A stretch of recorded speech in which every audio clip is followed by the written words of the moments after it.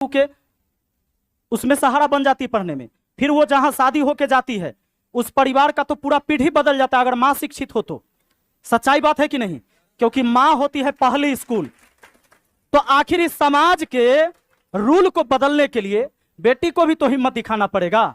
आपके पिताजी इतना कष्ट करके आपको पटना भेजे, कोचिंग में पढ़ा रहे हैं, बेटों की बराबरी में। इतने ही के माँ बाप ने कोशिश किया, इतना ही से ही संभव हो पाया। ये कम बात नहीं है। आपके पिताजी जो ये कदम उठाए ये कम बात नहीं है। समाज से हटके आपके समाज से एक एकलौती लड़की होगी आप, जो आप आए होंगे आपके गांव से। इसमें ऐसा कोई लड़की नहीं होगी 4 गो सहेली एक के टोला से आई होगी, ऐसा कोई नहीं होगा। हालांकि लड़का में ऐसा होगा, एक गांव से 3-4 गो होगा बैठले में। समझ रहे हो? तो ये साधारण बात नहीं है। तो आपके पिताजी एक तो खर्च करके आपको पढ़ाते हैं, वहां आपको बिठा रहे हैं उस स्टेज पर, उस क्लासरूम में जहां लड़के बैठ रहे हैं आपके